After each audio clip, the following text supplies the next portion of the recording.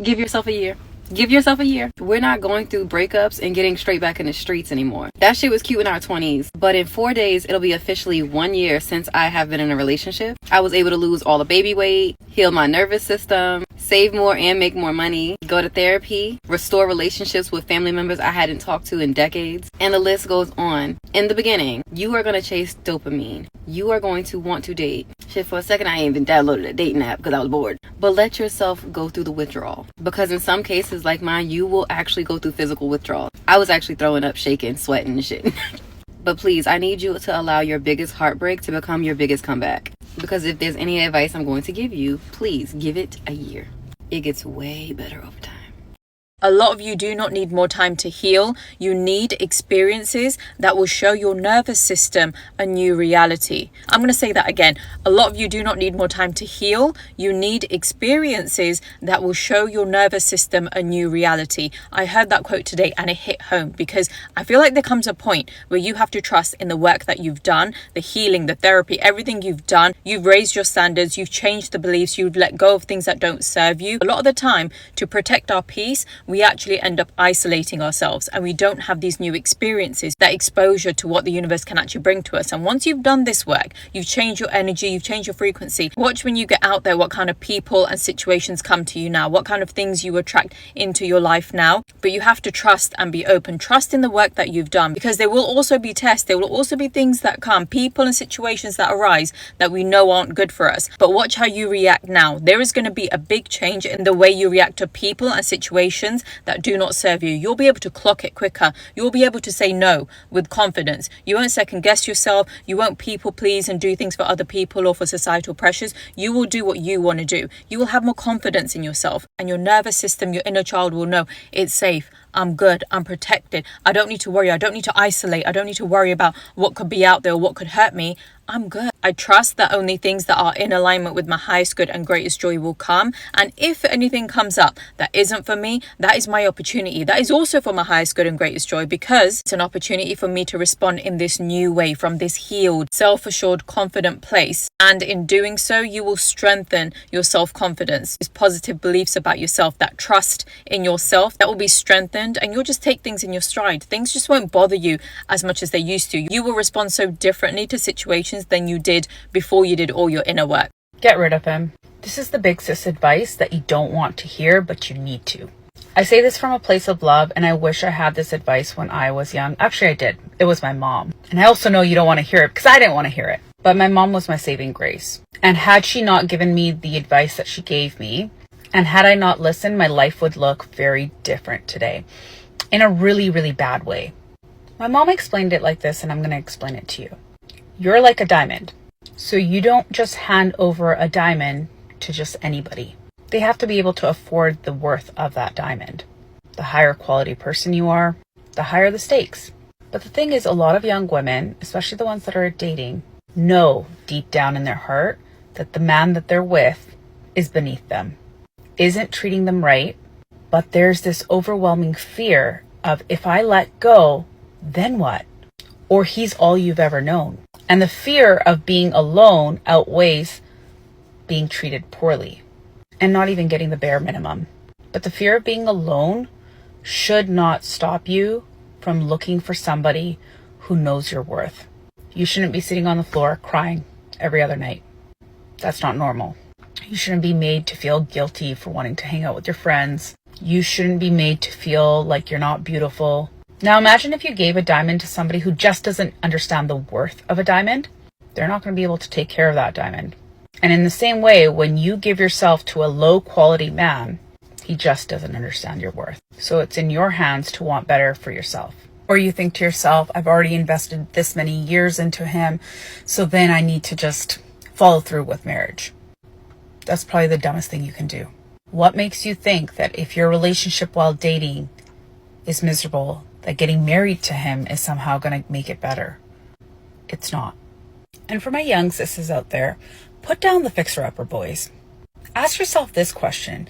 If you went into a luxury shop, would you pick up a handbag that was dinged, stitches coming out, and think to yourself, oh, it's all good, I'll take it home and I'll just fix it up? No, you wouldn't. So don't do that with a man either. It is not your responsibility to be fixing that man and hoping that he'll become what it is that you want. Leave him on the shelf, okay? He is in the discard pile. Broken goods. Get yourself a high quality man. One that you do not have to explain your worth to. You're welcome. Sis, I need you to raise the bar. I need you to raise the bar in your career. I need you to raise the bar in your love life. I need to raise the bar in everything that you are speaking over your life. I need you to raise the bar. A lot of times we put out these mediocre goals because they are attainable. They are the things that we believe that we can reach. But if you know God like I know God, your goals are lofty. Your goals and the things that you believe that he can do are quite big. You thinking that you could get 6 figures and God is trying to put you in a new tax bracket. Okay? Your next promotion, you thinking it's going to be manager or director and God got VP all over your life. I need you to raise the bar. The love of your life, you think that's about to find you. You think he's the cashier or the bartender and God said he's the owner. I need you to raise the bar. Your goals should scare you. Your goals should put you in a type of headspace that you get so locked in that nobody can touch you. You so locked in, you know what you are called to do. I need you to raise the bar. These mediocre goals are not going to cut it. When we speak, we need to speak as if we know who God is and we know what kind of movement he can make in our lives. I need you to raise the bar. You thinking God is about to put you in a 2024, 2025, and your next whip is a 2027. I need you to raise the bar. Raise the bar and stop playing with your life. Stop playing with the calling that's on your life. Stop playing with God. Because at the end of the day, if you know God like I know him, there's nothing that he can't do. I need you to raise the bar.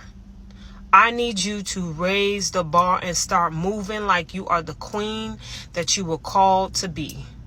When you speak your affirmations over your life, I need you to raise the bar as if there is nothing that God can't do for you. This is for the younger girls. Listen up. This is like a big sister advice, okay? Go to the gym, take care of your health. Whenever you eat, learn the 80-20 rule. Feed your mind, take care of your mind. Go read a book, go read articles, be knowledgeable. Have hobbies, that's very important. Learn how to make your own money, that's also very important. If you can, go solo travel. If you can, go live by yourself.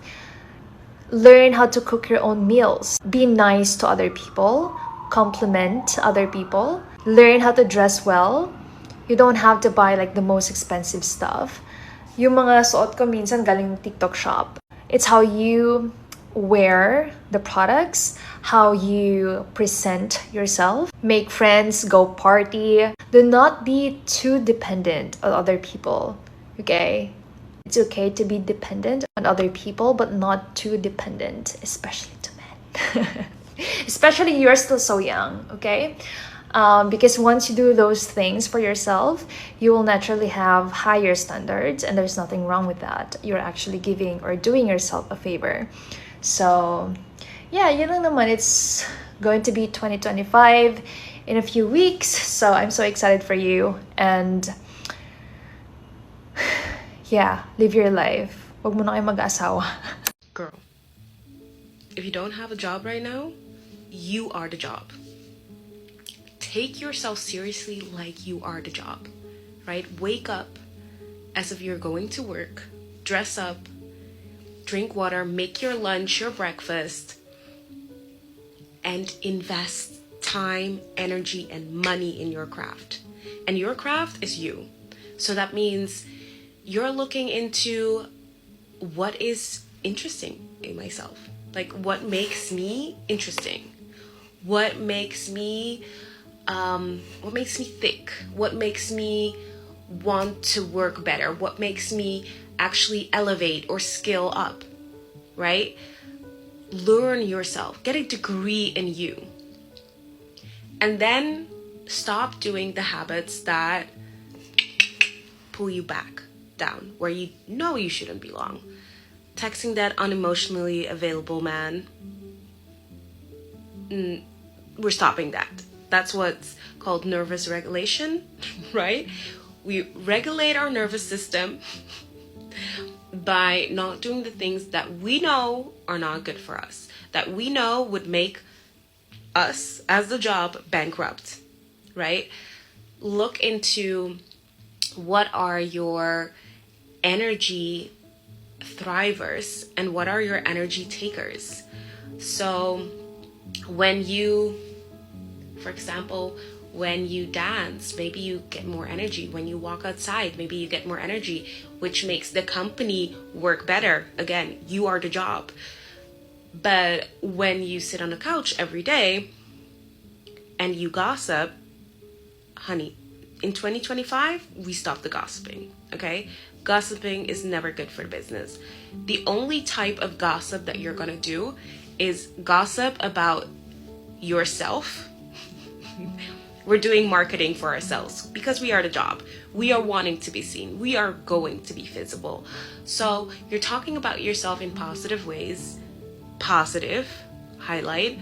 So example, you're not saying, oh, I'm always so tired, I'm unemployed. No, babe, you have a job. You have a job.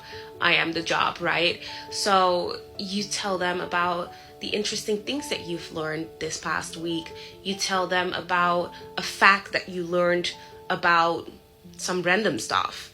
You talk about this gym or this sports that you tried out, this hobby that you tried out. All these different things you're going to talk about. And lastly, whenever